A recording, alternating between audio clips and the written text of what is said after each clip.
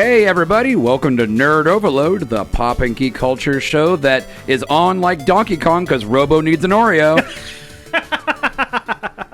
I'm Josh. I'm Sam, and this week we have an extra special guest making his first in-person debut on the show is my dad, Greg, host of Longplay, right here on WZMO. Listen, 11 p.m. Set Fridays, Saturday at 3.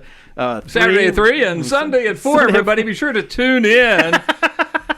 Okay, everybody step back. I'm taking over now. Yep. Listen, that's really nice for you guys to come up and join me tonight. It's really, it's really great to have you guys up here with me on this edition of Longplay. Yeah. Excuse me, I believe this is the Nerd Overload secret space tower. Thank you very much. You're from the lower levels. That's right. No, this is the third That's true. floor. You got the lore. You got to build in the lore. Third floor of the ZMO satellite. That's guys. it. Yes. So wow, I'm a little lightheaded. Yeah, actually. Yeah. I think we've had you on the show once before years ago. I think we had you call in because we were talking about new technology in baseball. I did call in. Was it the AI trying to track? That's true. And right. Someone was using signals or something or cheating, or RF signal the to cheat a few years ago. Yeah, I remember that. But but I still hate them. But that's I did, and who knows? I may or may not call in occasionally from time to time. Yeah, Yeah. Well, thank you for being here. Well, we have a great show for you this week. We have a bunch of news we're going to be going over. But first, let's talk about some things we have been checking out. Check it out!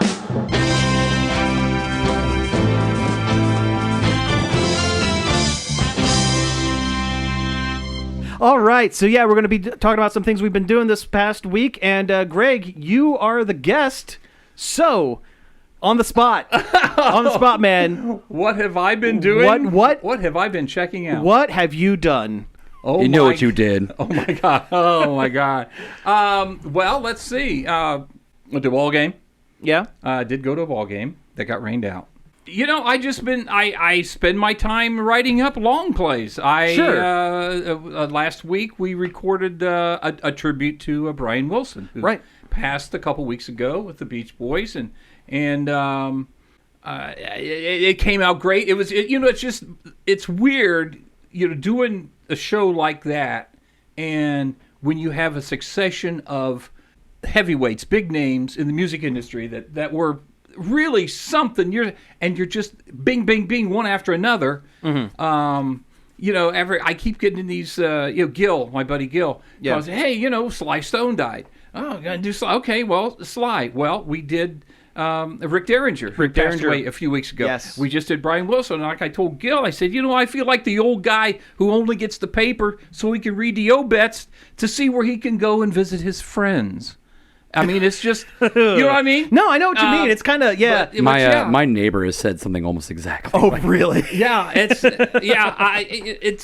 weird. But so anyway, we have been doing several tributes on Longplay. We have, yes. And I'm really, it's not to toot our own horn because it's basically it's us. I produce it. And, sure. I'm the secret producer. You do have a different producer every week, but I'm in the background, kind of telling them what. Executive. Yeah, sure. But we've come out. I tell you what, we've cranked out some pretty good shows, and I'm very proud of every one of them that we've done. So other than just working around the house and doing this and that. Yeah, you talk about what you did tonight. Yeah, you just got back from seeing Blues Brothers on the big screen, though, right? Well, we did, yes. Gail and I went down and saw the Blues Brothers on the big screen at the Ohio Theater, part of the CAPA Summer Film Program, which is a really, really cool thing. $5 a movie, where you can buy a packet of 10 for $40, and they're just. There might have been between 1,200 and 1,500 people down there tonight at the Ohio Theater. I believe it. To see the Blues Brothers of, 40-year-old movie now. Hey, the first one's great. Second one... But you know what's interesting? And someone made this point a few years ago about Blues Brothers and 2. And which, 2000, let's face it, but they made the point that these are actually like, not documentaries, but... like newsreels or history on film. Mm-hmm. Look at all the blues musicians. Look at all the people who performed primarily on like the first Blues Brothers, who aren't there now. All That's the true. people. And there, and someone made the point that the Blues Brothers movies are actually recording history. Yeah, because Of music. Ray Charles, And- John Lee Hooker, Aretha Franklin, Jim Brown, they were all in there. So And, so they're so Yeah, it's pretty. that's really cool. We had really a great cool. time, and like I said earlier, the thing, and then it's up to you guys. I'll give it to you guys. But what I thought was interesting too, though, was of course we know Paul Rubens had a very small part. He was one of the Just a waiter. waiter at Shea The Shea Shea Paul. Paul, yeah. At Shea Paul. So we're down there, and half of the crowd when the scene came up, and here's Paul Rubens, and it's like half the people are going like, "That's Pee-wee." It's like they hadn't realized. Yeah. You know? I mean, Yeah. back in the day, he used to do little tiny role. He's in a Cheech and Chong movie as a hotel concierge. Yeah. Yeah, he would just drop it. yeah. But it was interesting. I mean, you could hear people just Audibly almost gasp. like, it's like here 40 years sure. later, they Oh, have sure. just realized that's Pee-wee. Sure. But also that documentary just came out too. I have True. that, And I'm looking that forward to sitting- watching that. I have that sitting on my desktop, and I need to watch it. Yeah, Pee-wee as himself or whatever. Yeah, Pee-wee as himself, because apparently gets into some pretty heavy stuff, and I haven't been in the mind in space. I haven't been ready to kind of get into some heavy stuff in it, but apparently it gets into a lot of. He technically was very not so much closeted, but couldn't.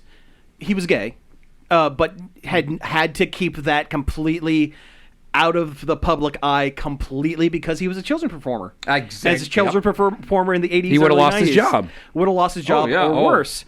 But no, there was one clip that I've seen from the Pee-wee as himself documentary where, this was all done like 6 months before he died. It's almost like Right. he had never done any kind of in-depth interview or anything like that. He always kept it light, being Pee-wee. Yeah, or it whatever. always seemed like he was always on. He was always on, and this one is like when he's actually being Himself. Paul Rubens the human. Right. And there was one point where the clip that I saw, he was talking about, I met the love of my life, and I had to break it off because I was Pee-wee.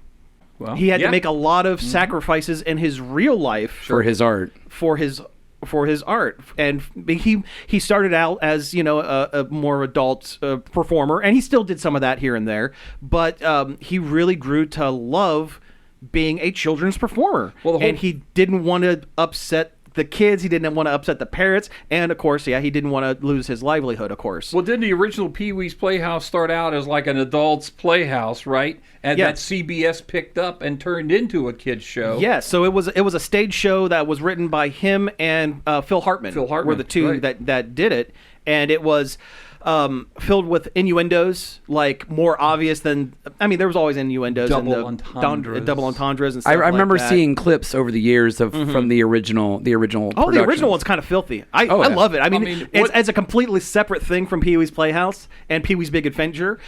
Pee-wee's Big Adventure is almost closer to, is almost like the halfway point between the stage show, which was pretty baudy, and the show, the TV show kid that show. was the kid show that was fairly tame, but still worked in a few things here Oh, and yeah. there. Pee-wee's Big for the Adventure parents. For the parents. For the parents, of course. But Pee-wee's Big Adventure was kind of like a halfway Because you had happy like medium. the weird kind of horror stuff, and then you had like the other stuff and the stunts and all that. But and- he stays childlike Yes, throughout the yes. entire thing. The Right. joke being he is always childlike, and the world around and him the is world not. world around him is not.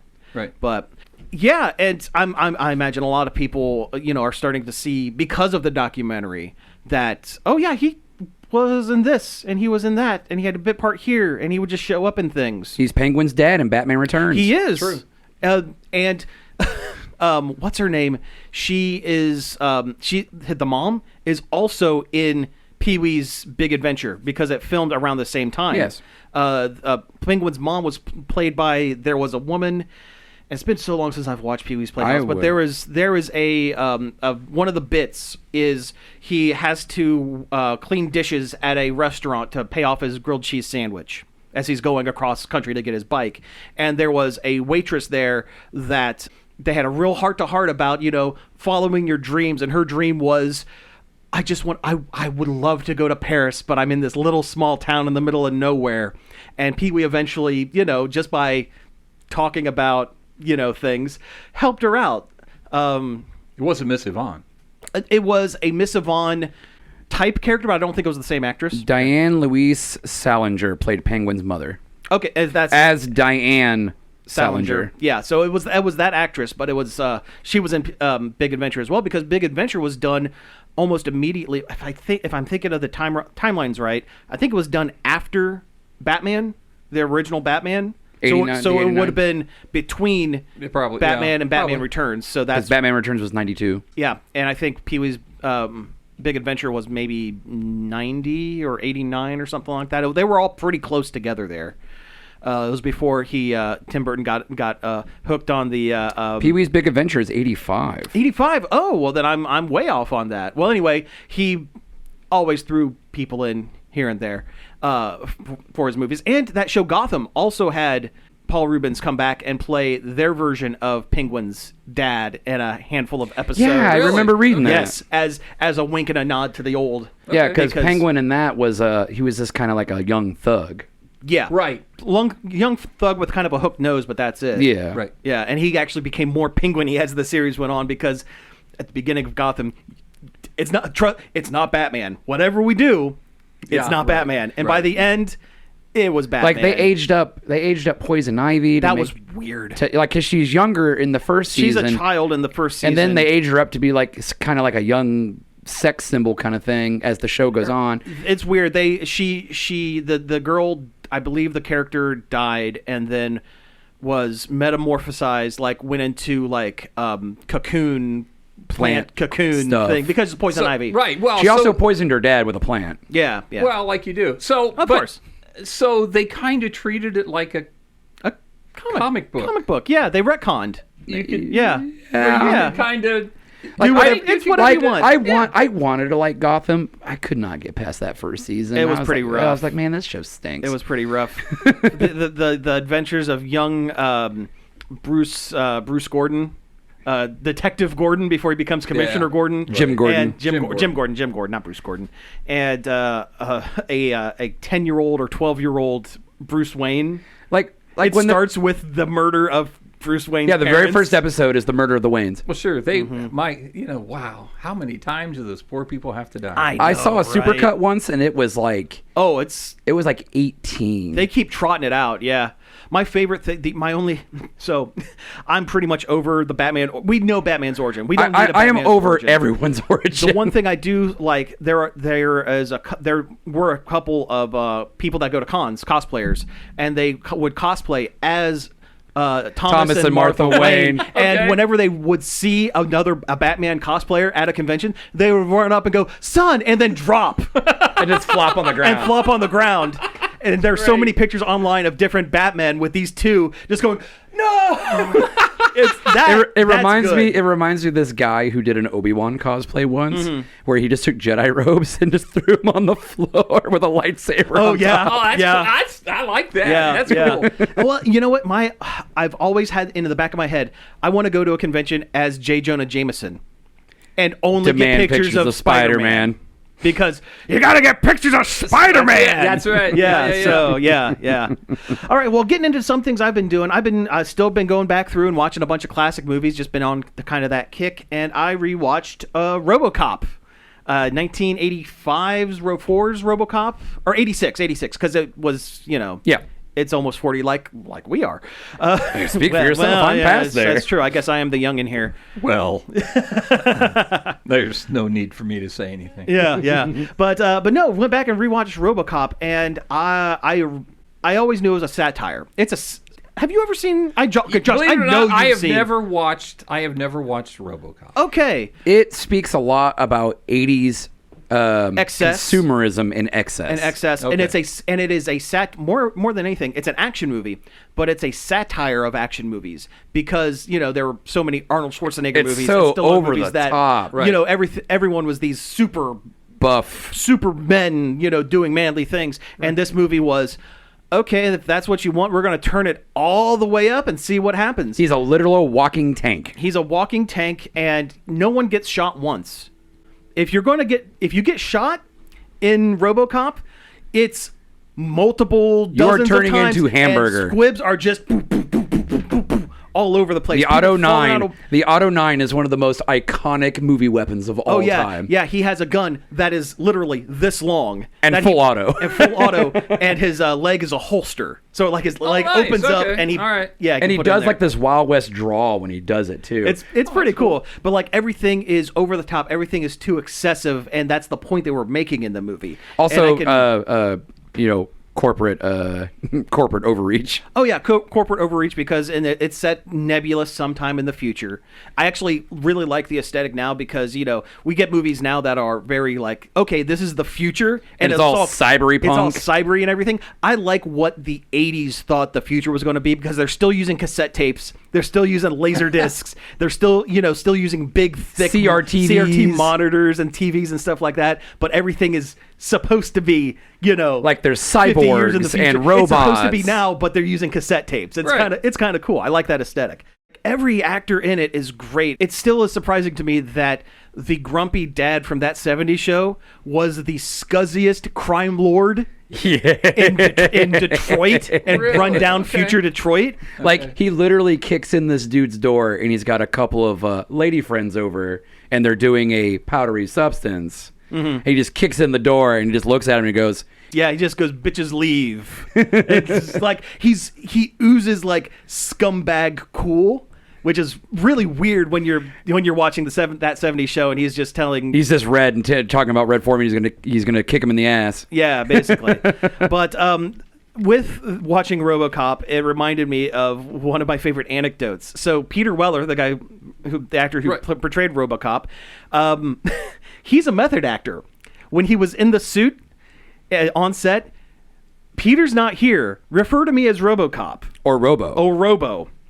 And they Really? were setting up near the end of shooting. They were setting up this big action scene at the end of the movie. Is at this steel mill, and they were setting up the shot and everything. And he saw one of the line producers, was eating a stack of Oreos. Yeah, he was snacking on Oreos. And he looks to him and goes, "Robo needs an Oreo."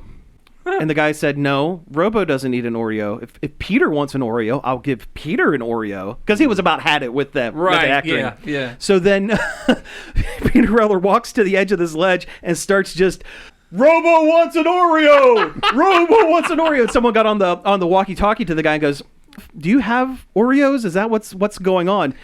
And the guy shoved the entire stack in his mouth like, "Okay, no, Robo doesn't get an Oreo." Wow. Eventually what happened was they did go and find a couple of Oreos. They had to hand feed him the Oreos because he couldn't grab a hold of Right. anything in the suit. And then they had to have people pick the Oreo degree out of his teeth because they were about ready to shoot a close-up in this scene. They had to pick the Oreos out of his teeth. Okay, I can see where that would be a thing. Yeah, that's a thing. Yeah, Yeah. okay. Yeah. It's one of our favorite movie legends. It is. Okay, Yes. gotcha. Yes. But yeah. But no, overall, I really enjoy the movie. It's not something I would sit and watch all the time. It's up there with one of my favorite movies. But I watched it a lot as a kid because we had it on VHS, and And when as I a- lived out in the country, that's all we had. same. And it is not appropriate for children. No, I would say not. Not all. Not at all. it is technically PG, but it was PG from a time where it would have been hard PG-13, almost R by today's standards. Mm-hmm. Like we have guys dropping the F-bomb. It's Well, that kind of leads into a little couple comments that your mom and I had watching Blues Brothers. this really? evening. Okay. We're All right, thinking, all we're right. sitting there watching this. So we're talking, and we looked at each other. We said, the kids watched this movie. This was an R. And I said, you know what? They came out great. I mean, look at them. They're fine. They're fine. I will always claim they're fine. So speaking of movies affecting us from kids, Yeah, going yeah. back to the RoboCop thing. yes. To this day, and ever since I was a small child, Mm-hmm. I still make the quote, "I'd buy that for $1." From RoboCop, yeah. In every scene where there's a TV, people are just watching TV. There is this Commercial or- It's a TV show. TV show, yeah. And it's supposed to be this weird sitcom. And the joke is, it's the lamest not funny, stupidest show. It's just like He's like a this- rich guy that just has money and he's and like is, just throwing it in the air. But it goes to the consumer. But the catchphrase is, "I'd buy that for $1." And then just starts laughing. And then starts Okay. laughing. So you hear that in the background, and people watching it. It's the same clip every time they're watching TV. It's that exact same clip. Like there's a convenience store robbery and the guy and the clerk is watching it. There's There's watching people it in the street. And during a big like riot kind of yeah. thing. It's stupid, and the point was, this is stupid. That's how how dumb people in the future are in old Detroit. The whole thing is this company is coming in to revitalize Detroit and turn it into Delta City, the city of the future. But crime is so rampant in old Detroit, so we need some kind of robotic cop. And also the corporation bought the Detroit Police Department. And we're purposely putting candidates for the Robocop program into high-risk areas, assuming one of them's going to die, and then we can use whatever's left for Robocop. And that's what happens to Peter Weller. He gets moved from a kind of a cushier police station to the one where people are dying every day. Cops are dying every day. And usually because Clarence Boddicker, Red Foreman... What was it at the beginning? He had 31 cops at the beginning of the movie, and by the end, it's like 35 or 36, something like that. He's being bankrolled by a crooked guy in the corporation. The number two guy. The number two guy in the corporation. In Omni Consumer Products, OCP. Yes, because that guy, played by Ronnie Cox. Do you know who Ronnie Cox is? Yeah, sure. He's the ultimate bad guy in this. Oh, okay. Beverly Hills Cops. He was the boss. He was the boss, yeah. But so he had his own plan. The Ed 209 is this giant walking tank-looking thing. It's a robot. It's literally. It's not even a cyborg. It's just a full robot. And it has lion growls and roars and like makes animal noise and stuff like that. And it doesn't work. Like the first time they test it in a board meeting, it kills somebody in the board meeting. Yeah. And instead of Ultra taking care violently. of them, and instead of taking care of them, the owner of the company goes, "This is going to set us back $50 million. Do you know what you've done?" And that's when someone comes up behind him and goes, How about my Robocop program? "How about Robocop? This is a contingency." He was trying to get up into. Right. Yeah, it was all just corporate jockeying Yeah. Yes. between these two guys, these rivals within the company. Because they didn't care about human life. They hate each other. And they hate each other. They just wanted to. They want the boss's approval. Yeah. The old ultimately. man, as they kept calling him. The Well, he old doesn't have- man. the character doesn't have a name. Yeah, Even he's in just called the old man. Even in RoboCop 2, the guy in charge of OCP, he just is called the old man. Wow, it sounds to me like, again, I never watched it, but it sounds to me like RoboCop really did a nice job of foretelling the future A little bit. A little bit. in real life. Hey, they predicted USB cards with his giant robot spike. Oh that he yeah, was his able to- computer spike, Yeah, he has like this big long spike that he where you can like log into computers. lock into computers and download information. And they predicted memory cards, basically. Oh yeah, also RoboCop like records everything in his Yes. brain, and like he can run back and do Video playback. and he can like use it as like evidence to like find people. And Yeah, at one point he uses the face, eyes, and nose to match their crime database in the police office to find the guy who killed him. The guy, basically the group of thugs that killed him. Right. They were able to spot it from one of the side guys, and then go, okay, known accomplices. Boom, boom, boom, boom, boom. What have they done? Oh, they kill police officers. Who did they kill? Alex Murphy. That's RoboCop. Yeah, well, So again, boom, boom, boom, like, boom, boom, boom, boom. Again, like you can do now. That's you also do the now. beginning of RoboCop's descent into like breaking his programming Going back to being having a human personality. I mean, he's just a face on a robot, basically. That's all he is. But yeah. Anyway, Josh, what have you been checking out, man? Let's see here. I've been going back and watching Young Justice. Oh yeah, I remember that show. Yeah, the very serious Teen Titans animated cartoon Yeah. with characters like Superboy and Robin and Aqualad and Miss Martian. Miss oddly enough. Martian. Yeah. Voiced by Danica McKellar. Yes. Did you know that from Wonder Years? Yes. And math prodigy. Yeah. She has like her doctorate in mathematical theorem. yeah, Incredibly she's smart. Brilliant. Yeah. Let's see, Kid Flash, Artemis joins a little bit later. There's more characters, but I'm not there yet. And they do feature the Justice League and other well-known DC Comics characters, but they're always like They pop in and out. the Like, they're not the is, focus. Young Justice, Teen Titans, it's the Sidekicks team. Oh, okay. Yeah. All right. On their rise to becoming heroes in their own right. Yeah. It's a very good show. In fact, there are a couple characters that are bumped up through because the show ran for like 3 or 4 seasons, I think. Well, it had a weird life because Because it got canceled multiple times. it got canceled and brought back a couple of times. Yeah. It was only on Netflix, and then it was only on Max. And then they were able to crowdfund a Final season to kind of just put an end on it. And Yeah, because it ended on a cliffhanger. yeah. But anyway, I remember it being really good. Yeah, animation's fine. Voice acting's all great. I enjoy it. I remember them casting Danny Trejo as Lobo in that one episode or 2 episodes that he's in. I'm not in there. I'm not there okay, yet. it's the second season. Like I know, like Blue Beetle eventually shows up. He's like big part of one of the seasons because the whole beetle alien race or whatever comes to like invade or whatever. Yeah, so they, along with Sidekicks, it's a lot of kind of B tier, like lesser known, still important, still popular, but not immediately recognizable. Like the last episode I just Superman. watched focused on Dr. Fate. Okay, yeah. It had Witch Boy and this Abraca, whatever his name is. He's not a real magician. He uses science. Abracadabra, he's a Flash villain. Yeah, He's from the 30th, comes back in time from the 30th century and uses 30th century technology to appear magical. to look magic because all magic is a form of... all advanced technology would appear as magic to lesser people. I think it's a roundabout how the quote goes. Something like that, yeah. Yes. Yeah. But yeah.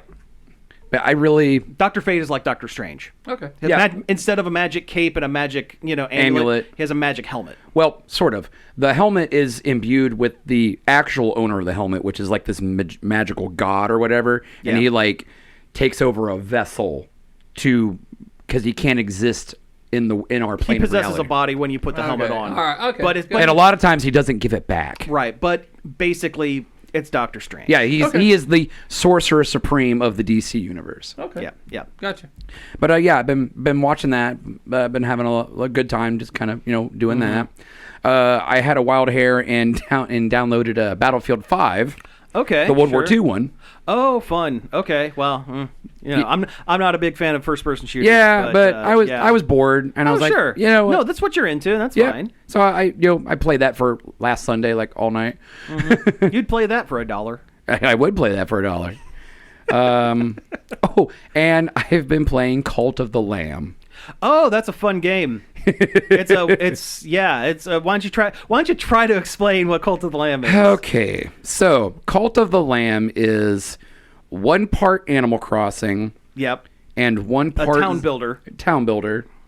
one part Zelda dungeon crawler with eldritch horror just drizzled all over it. But also really cute animation. Yes, cute little animals. When they're And horrible things happen to them. Yeah, so you're basically raising a town, but you're In the service of a dark god. you're a cult leader, basically. But you're this cute little Lamb. lamb guy, nice. anthropomorphic lamb thing walking around. And the gameplay loop is you go to the town, you set up all your things, you have your guys do things for you, collect resources, collect gold and wood and stuff like that. Basically, and pray at the statue to give you energy or whatever. And then you go out and you clear dungeons to find more people to bring back to your town to convert them to and your... more resources and bosses, and it levels you up, and you can access other more things. Stuff. And yeah, it's a fun game, even if the cult stuff is a little... The premise is very dark and very niche. It's not my favorite, but the game itself is actually... It's a very solid game.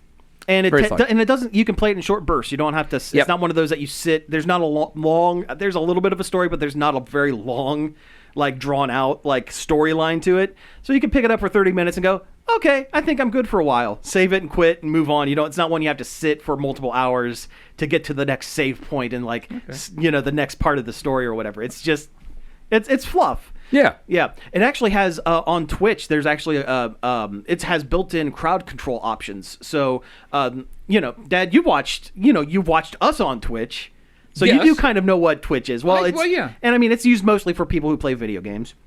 but it Or is, talk about them. or talk about them, as it turns out. Yeah, or sit in baby pools with bikinis on, because that gets around the YouTube or Twitch's no scantily clad streams. But if you're sitting in a pool or a hot tub, it's technically You've got to wear. Yeah. Okay, gotcha. that gets around their. Yeah, It's a loophole. Anyway, all this to say, So you say this is on Twitch? Yes, it is on Twitch, but no, Twitch sometimes some streams you can are interactive. So like the people watching can also interact with the game as it goes along, and you can have a lottery to have your little villager guys named after some of the screen names on Twitch, and they can run up to you and type in messages and mess with you while you're playing the game, and it's all built in, which was the actual revolutionary thing in the game, because everything else in that game has kind of been done, but the fact that it was out of the box, you were able to play it cooperatively with your stream. It was streamer bait is what it is. Yes. It was put out as like, this is a game for people who play on Twitch, so that you can have the gimmick of playing with your fans On Twitch. Okay. But it's a fun game anyway. Yeah. All right, so we're actually at the halfway point, so we should probably switch gears a little bit and switch into our news.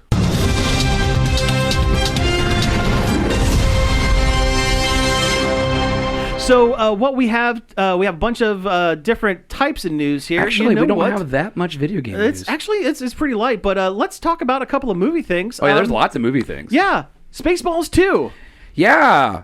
So Mel Brooks kind of just dropped something on us. It's been a couple weeks from Yes. At this point, but we had some reruns or what have you. Yeah, we were dealing with technical issues, power outages, things like that. The whole 9 yards. Anyway, yes, he announced Spaceballs 2. It's being co-written with Mel Brooks and Josh Gad, the actor. Okay. Yeah, Yeah. From I guess he's best known as from Hot Tub Time Machine. He's the young guy in the Hot Tub Time Machine. I guess. I know who Josh. Yeah. Even I Yeah. know who Josh Gad is. And it sounds like everybody's coming back for it. Everybody who's able to, Yes, everyone is coming who's back not for it. Passed away. That's great. One of the- Mel, I'm telling you, Mel, God love him, Mel Brooks. What? Yes. I mean, he is one of the chosen ones. 90 some odd years old, still lucid, still clear. Because of Mel Brooks, I eat a banana every day. Every day, because that's what He was. I saw in an interview a few years ago. They said, "Mel, what's your secret? You're alive." Oh, yeah. He goes, "I eat a banana every day." And I thought to myself, you know what? That's easy enough. I like bananas, and so I eat a banana every day because of Dr. Mel Brooks. But Medical Advice, the movie. Yes. Sorry. Spaceballs, the medical advice. Yes, Spaceballs, the medical advice. Yes, I like it. But no, like... is it being called Spaceballs 2, The Search for More Money? I don't know what the full title is. He just said that's Spaceballs the joke 2. they made. Yeah. Yeah. And we don't want to talk about that Spaceballs animated thing. Cause that was bad. That didn't happen. That was bad. No, Anyway. that did not exist. But yeah, it seems like everybody's coming back. Even not Bill Pullman. Yeah, Bill Pullman. Yeah, is it Bill Pullman? It's Bill Pullman. It's not Bill Paxton. He's gone. Yeah, I know that. But That's the two that people always mixed up. Bill Pullman's son is going to be in the movie As Lone Star's son. and Princess Vespa's son. Okay. Vespa will be back. Yeah, Daphne Zuniga. Yes, Daphne Zuniga is going to be back. Oh, the other big news. Yes. Rick Moranis is coming out of retirement. Yes. That's awesome. For this movie. That's great. And the new Honey, I Shrunk the Kids movie or whatever that's coming. That's slated for pre-production. Yes. Well, he so Rick Moranis, rising star, really in a lot. Was really popular in the 80s and 90s, but his wife had passed away. Right. And he decided, you know what? I need to be a father to my kids. I have children to raise. Yes, and he did a couple of voice work. I think he was the voice of one of the moose in Brother Bear. Yes. The animated movie. Actually, there were two moose comedic side characters. They're Canadian moose. Yes, but it's Dave Thomas. Doug and and Bob. They're doing Doug and Bob McKenzie Bob as a McKenzie. couple of Canadian moose. Okay. Yeah, that's the whole bit. It's the whole bit. It's the whole bit. Cool. But no, other than that, he's really, and he actually put out a country album about 10 years ago. I remember The that. Neurotic Cowboy. I remember that. And hey, whatever. But his kids, I think he might have did a voice for a Ghostbusters game in the early aughts. he might have. Yeah, that was it. The one on the Wii where he was the first person, and you had to use the Wii stick. I played it on the 360. Okay, well, yeah. Yeah, but it was like that era, the PlayStation 3, 360, Nintendo Wii era. All this to say, his children are grown now. Sure. And he still has more money from residuals from all the He movies. also has a ranch. He has a ranch up in Canada. Oh, yeah. He never has to do anything again, No. but he now has the opportunity and the freedom to roles Pick that he and wants choose. And he wants choose. to. If And he he wants wants to. If you want to come back for a thing, That was something else I saw. Tim Russ is coming back too. Tuvok from Star Trek Voyager. Oh yeah. He is the one Spaceball trooper in the desert, combing the desert. Oh my God, he is. Yes. I had no idea that was him. Yeah, he actually he did an interview not too long ago where he's like, oh yeah, no one ever wants to talk about my stage work or my work in Star Trek. No, it's the we ain't found guy. Yeah, we ain't found ship. Yes, we ain't found ship guy. Yep. Yeah, with the giant pick, Yeah, afro the, pick. the giant Yes. afro Yeah. pick. Yeah, I wonder if they'll get Michael Winslow back to be the one trooper that did the voice Oh yeah, he was the radar guy. from Police Academy, the guy that makes the noises. Yeah, Well, yeah. if yeah. he could, He's a stand-up comic. if he he still can does sit, it. if he can sit in a chair, he can do. Yeah. So I mean, who of us I'm- can't sit in a chair? I'm well, excited. I mean, that's all he did. That was his whole career. Yeah. Just making noises. making noises. Yeah, I am. I mean, so was Mel Blanc. Well, I do. Well, yeah, but conversational noises with Mel. Let's put it that way. Sure, but I am so incredibly excited for this. It's gonna I am be too, so good. I and think. it's probably going to be one of the last things we get from Mel Brooks. Honestly, I mean, I don't want to put that out into the universe, but You know what? and Mel Brooks is going to be on screen as Yoda or Who knows? Yogurt as Yogurt. well. Yogurt. I mean, who knows? Yeah, who knows? Nobody. Who knows? Who knows? Yeah. You know. Anyway. it makes me wonder, like, how much from like the new Star Wars trilogy they're going to pull. Oh, geez, yeah. Well, it might be like the new Naked Gun, where everyone has a child, kid. Yeah. has a kid, and Oh my all God, this- we're gonna get the pup of barf. the pup of barf. And before, so they rumored at doing Spaceballs 2 a couple of years ago, and that's when Josh Gad got attached to it, and then Yes. it disappeared for a while. But at that time, people were thinking, okay, if Rick Moranis doesn't come back, Gad could do A like descendant of Dark Helmet. a darker helmet or something. Darker helmet. Yeah, you can kind of see it. So I don't know if that's going to be a thing, because I'm sure he's a writer and a comedian and an actor. He's probably written himself a role for it. Well, I'm sure. So yeah. no, I'm just really excited to see what else is going to happen with it. But since I brought up Naked Gun, let's talk about the new Naked Gun trailer. Oh my God, I'm so excited. Yes, talking about a formative film Comedy. series, comedies that are starting to come back. Now you have a real history with Naked Gun and the Police Squad. Yeah, we do actually. When Police Squad was on TV, there Yeah. was only 6 episodes were aired. My wife and I, and like 14 other people in the around the world, watched all 6 of those episodes. God, they were awesome. They are. They're awesome today. They're just, and we couldn't get enough. It's definitely my kind of humor. Puns Oh, and prop comedy. I'm there, man. Yeah, You know, yeah. look, I'm old, and we laughed and so to make it even better, they issued them on VHS tapes. So we were able to, because I remember growing up. like the 6 episodes came and went. It was like, what the hell was that? And so all of a sudden, here we see they're on tape. So we gobble up the tapes. We still have those old VHS tapes. From It was like from back in the day. There were 2 tapes, and it was like 3 episodes per tape. Yeah, I think and, because I remember being a kid and watching those. You were yes. I was very young. I think it really explains a lot when I think about it. Between you and your sister and just stuff. Yeah, no, it makes sense. The dominoes just fell right. One after another. Naked Gun. Mel Brooks movies. No, Mel Brooks movies. Arrested Development. You could see the straight line drawn. Of our comedy as we grew up. Well, and then I was always a Looney Tunes guy. Watched yes, we had that. It was like a Daffy Duck best of. I was a Daffy Duck fan. I still am a Daffy Duck fan, and so the kid. They grew up on Daffy Duck and all the Looney Tunes, and of course, I grew up with Rocky and Bullwinkle, and all the Hanna-Barberas, and I drug all these right to the kids. Oh yeah, and so here we are. I remember when my mom and my stepdad first started dating, when we had moved back from California in the late 80s. We didn't have, cable television or anything like that, and because we couldn't access it, all the way on the other side of Big Island. Oh yeah, sure. We had an antenna on the house. Sure. And so my mom's boyfriend, who later became my stepdad, recorded a whole bunch of old cartoons on a tape. Like just, I don't know how much, it felt like hours.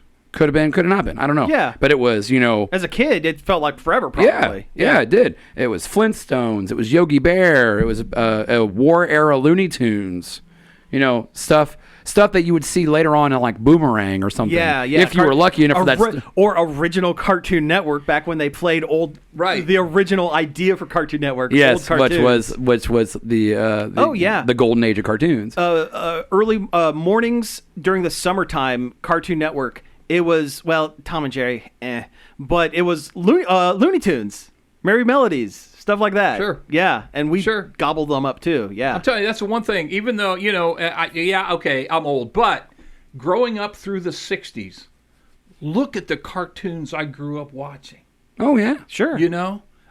All the way, Secret Squirrel, Adamant, Top Cat. Top Cat was cool. Okay, that was a great cartoon. Yeah, a McGillicuddy. Just one after another. You were right there at the peak of Hanna-Barbera stuff. That's all. What it was. Flintstones, and Jabberjaw. It's crazy. But not Scooby-Doo, right? When I was that was 70s. I was kind of, but but look, as a kid, I knew who Edward Everett Horton was.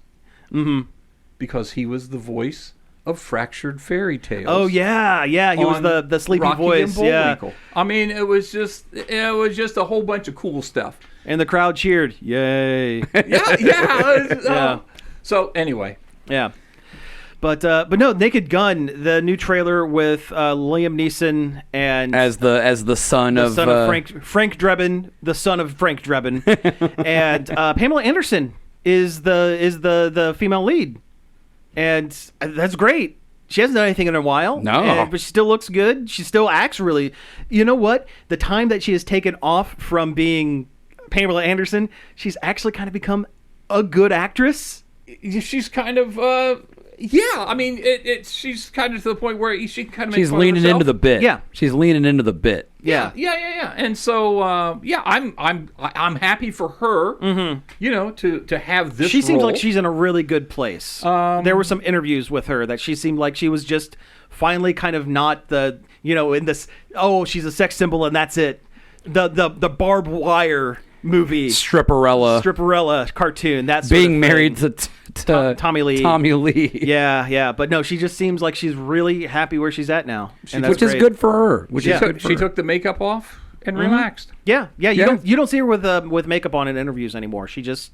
Yeah, and she's cool with it. Well, I was telling you the other day when we were talking about this, there are short videos on the Criterion Collection's YouTube channel where they have different actors and celebrities and whatnot go into their vault, basically. Their closet full of all of their Criterion Collection are hand-picked creme de la creme Right. fancy movies, but then you also have Blues Brothers has a Criterion collection. Like it's there. It's like that's not just like the It's one, not just Kurosawa films. it's not it's not just Seven Samurai and directors that like to smell their own farts, But she was on one of them, and she was just knew movie history and was just very comfortable going through and going, oh man, I love this one. Oh yeah, I love the actors in this. I remember watching this. Sure.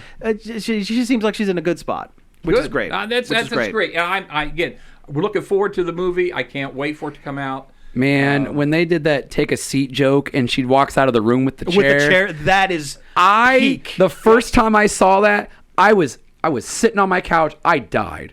Well, I was like, oh my God. That's a Zucker Brothers joke. Oh yeah. Sure. That is, and now, absolutely. And I think one of them is working with this is a Seth MacFarlane movie, right?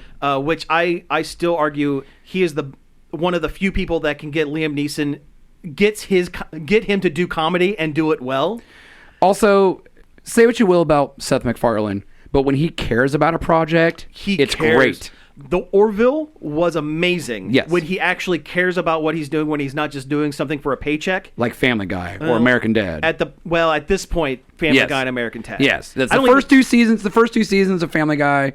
Well, I don't even think he does writing for him anymore. No. I think he comes in on the weekend. And He does Brian's voice, which is just his voice. He does Right. Brian, Stewie, and I think Peter. Yeah. And then he gets his check and then goes home. And then he makes enough money with the stuff he doesn't really care about to go and do these passion projects.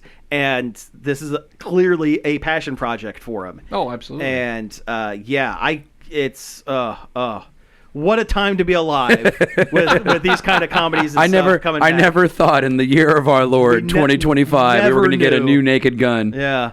All right, so we have time for one more news thing, and we kind of need to talk about the Donkey Kong Bonanza. You're right, we do. Yeah, we should talk about that. And so Donkey Kong Bonanza, the newest... Which I never thought would ever happen. Yeah, I didn't think they would go back to Donkey Kong. So, you know what? What is your history with video games, Greg? I'm no good. That's okay. We're not either. It's okay. You're in good company. We had that. What was the Super Nintendo? We had Super Nintendo, and I could get I could get Donkey Kong through like the first one or two, but I could never get him to jump to something. Yeah, you always got stuck early on. I always got stuck early, and then I walked away. Yeah, and I walked away, and I haven't. I remember I haven't been back. I remember a couple of times we played Ken Griffey Jr. All-Star Baseball. We did. Hey, that was a solid game. I had that. Yeah. We did. I'm just, I'm before video games. Yeah. Well, there was some console that you actually mentioned. We actually did. We bought we got an Odyssey. Somehow we bought one of those Odysseys. It was Magnavox, I think. Magnavox, yeah. And I mean, it had a keyboard, and it had and their games were basically knockoffs. They had a game that was like Pac-Man. They had a game that was like Pong, Starfighter. Oh, Starfighter, yeah. Starfighter. They had a game that was like Tetris. They had a game. Casey Munchkin was the one that was Pac-Man. The Pac-Man. Yeah. They had a shoot 'em up. A Western guy. Anyway. Yeah, but it's very, very simplistic. We had it. I don't know who we gave it to, who we sold. It just was just gone. Right. So for me, I'm not a big. Sure. I'm not a gamer. It's okay. I'm barely a gamer at this point. But anyway, Donkey Kong Bonanza. It is a new title. I wish it were a launch title for the Switch too, because the Nintendo Switch, they just rolled out their newest system. It's a higher quality version of their previous one. Better video, it can run better, that sort of thing. Better battery, this, Yes. that, and the other. But they did a 20-minute little presentation on the new Donkey Kong game, and some really interesting stuff. Oh in yeah, there. they're doing a lot more with it than I thought they were going to. Oh yeah, so there's no set path when you're running. It's all open world, so you can go basically anywhere in a level. There's down. Or down. A lot of it is mining. So he is. It's a young Donkey Kong who is a miner on this island, and he can punch through walls, punch down into the earth, and dig down and And there's like an RPG element where you can put stat points in to make your punches stronger, to make or make you stronger to pick up heavier things. And yep, he can surf on rocks that he picks up and throws with a twist, and then hop on top of and goes. But there's so much extra stuff. It reminds me a lot of Super Mario Odyssey that came out about even more so, 10 I would years say. ago. Yeah, because they showed off the costumes. Yep, and like the- you and- can and change his. You can change his skin, his fur color. You can change what costumes, and you can switch to them that give him different, makes him swim faster, jump or higher, do whatever. which is something the costumes didn't do that in Mario Odyssey. No, but you did need certain costumes to do certain things. To do certain, yeah, you had to be dressed as a certain thing to get certain stuff. The big surprise is that young Pauline, the original arcade where you're Mario and you're going through the levels, going up to beat right. Donkey Kong. Yeah, Which I never. right. Okay. That was an arcade thing. Yeah. But you were Mario, but you weren't saving Princess Peach. It was set in a New York style, very low quality, very low graphics, but kind of a New York thing. You're going on skyscrapers and stuff, saving Pauline, Mario's girlfriend at the time. Okay. They recently brought the character back in Mario Odyssey as The mayor of New Donk City. Yes, New Donk City. And everything was named after Donkey Kong characters. Yes, a New York where everything was named after Donkey Kong characters. Okay. Yes. And there's like red girders everywhere, just like the original Or like the arcade original game. game, yeah. And I noticed there are red girders Yeah. in a lot of places in Bonanza. Anyway, this game has young kid Pauline that rides on Donkey Kong's shoulder and can affect things as well within the game. Her whole thing is She wants to be a singer. She wants to be a singer because she the mayor Adult Mario Pauline. Odyssey sang the theme song, and they got an actual big band. It's a really good song. It's a great song. But and that it level was you're playing when you're doing was it. sung by Mayor Pauline of Donk Okay. City. So they're taking that and kind of rolling that into some gameplay in this. Really cool. Looks amazing. Oh my god, I'm so excited. Yeah. Boy, like I was it's- going to be excited for a new Donkey Kong game regardless. And listen, but, in 2 years when I have the money for a Switch and and a Right. single video game, right. I will play it once it's on the discount. Well, it's Nintendo. It's never going to be on a discount. And a weird thing they talked about in the Direct. So there is a limited co-op ability to play the game. Yes. A friend can control Pauline while you're playing, but also the Switch 2 has a thing called Game Share, where one person owns the game and they can share it with another person on another Switch, and they can play together. Without you both having to own the game, because for the longest time you both had to have the same. You both had to shell out $60 bucks for I the got game, you. so All you right, need to you play both had to- together. okay, Now right. with this, You can share. one can play, and then one can be like the second player, player two. Gotcha. But not only that, but a owner of a Switch 1 can play as Pauline. And it's going to look like garbage. Oh, it because- really is. because the Switch 1, the graphic barely makes the cut. It barely, but But it makes they me can do wonder. it. But it makes me wonder if Bonanza was originally being designed as a Switch 1 title. Chances are, because it's so close to how Mario Odyssey looks and feels, looks and played. Yeah, it would not surprise me if they took a lot of time, like they got halfway through the development and Nintendo R&D just said, Hey, we're doing Switch 2. In 2 years, the Switch 2 is coming out. Can you make this look nicer so that we can put it on the new one instead of rushing it out for the old one? So that's what it kind of feels like. Yeah. The one downside to all of this, and Cody will probably get into more of this next week, because we'll probably talk about DK, because, he loves Donkey Kong. He loves that stuff. But a lot of people online are losing their mind going, where does this fall in the Donkey Kong and Mario timeline?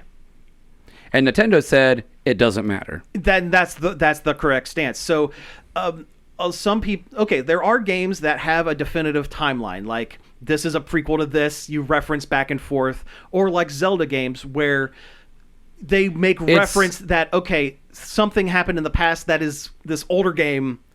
In Zelda, it's like- a whole reincarnation cycle. It's a yeah. And there, like I said, there are games that time is important. like the Metroid games, Metroid games, yes, which is Cody's big thing. Yes. But Mario games, who cares? Who cares? As long as the characters are there, you Mario- should be happy. Is Mario there? And the whole thing comes down to it's a kid Pauline, not an adult Pauline, because then that people are like, oh, but she was a kid here and she's hanging out with Donkey Kong. But then what about the original Donkey Kong when Mario's coming down to, and save the original her from being Donkey kidnapped? And the original Donkey Kong was supposed to be cranky. I see you're starting to glaze over a little bit while we're talking about this, and that is the correct response. That's the correct way to look at it. You know what? The only thing I can say is, Donkey Kong. If you're not concerned with the timeline, that's great. Who cares? My play thing the is, game. Just play the game. My point is. My point play is the game and have some fun. all the big players are there. You got Donkey Kong, you got Diddy, Dixie, Cranky. You got the Animal Buddies. You have evil Kongs. Yeah, there are evil Kongs, which have existed since the first Donkey Kong Country. All of the enemies in this game are something Kong because they're all apes. Grumpy Kong and Void Kong, who has like magic powers or whatever. Those are but everybody is something Kong. I would say if there is, they're the leaders of the evil mining corporation, right? Exactly. I would say if there is any timeline at all, and there shouldn't be. This is perhaps a prequel to Mario Odyssey. And Mario Odyssey and this is kind of a reset of like, they're not going to reference any old games. They're not going to, because they don't. What if New Donk City is built on Ingot Isle, which is the setting of the new game? This is a precursor. You have Kid Pauline running around with Donkey Kong while they're a construction crew on an island. And then years later, you have a New York City style on an island, because it was on an island, with adult Pauline as the singing mayor of the town. If there is a timeline, that would be it. But it doesn't freaking matter. It's been so long since we had a new Donkey Kong game. People should just be happy we have a new Donkey Kong game. Yeah. Okay, we got to end this on a high note. Yes. Did you hear some of the music in that extended like? Oh yeah, trailer? they hit all the points. They got the ones from the Rare, and I didn't think they were. They got the country use song. Those songs fully Nintendo game. They were made by Rare. Games. They were made by a British company called Rare that were contracted out to use Donkey Kong because at the time Nintendo was like, we're doing nothing with this. Right. Just here, take them, do something, and it became incredibly popular. Music was something that was really, really amazing. To this day, I listen to the soundtrack. Some of their music is really good. They even had the DK rap. I know. I heard that in the trailer, and I was like, yes. It's like, oh my god! Like when I heard the record scratching, yes. I was like, no. And they're like, here we go. I was like, yes. He's finally here performing for you. Yes, he was. If you know for the words, me. you can join in too. So anyway, we have actually hit time for the week. So Greg, thank you again for being on the show. Well, guys, this has been an absolute honor. It really has. I've had a great time. I appreciate it, guys. Yes. Do you want to promote Longplay one more time before we wrap up? Hey, listen, if you've got absolutely nothing to do at 11 o'clock on Fridays, 3 o'clock on Saturdays, and 4 o'clock on Sunday afternoons, I invite one and all to tune in to WZMO and tune in to Longplay. We play great music. The host is just phenomenal. Incredible guy. And really he's worth every penny you'll pay to listen to Longplay. So I tell you what, someone should double your salary. You know what? I'd buy that for $1. Anyway, you've been listening to Nerd Overload. Thank you very much for tuning in. You can find us each and every day over at nerdoverload.com. You can find us on social media. All of those are at links.nerdoverload.com. That's right. You can email the show with anything you'd like to add in, staff@nerdoverload.com, and also our Nerd Overload hotline, who I believe we actually have a message on the hotline that may be appearing next week, and it may be from someone we recognize. A call's coming from inside the house. It might be. That number is 412-345-1413.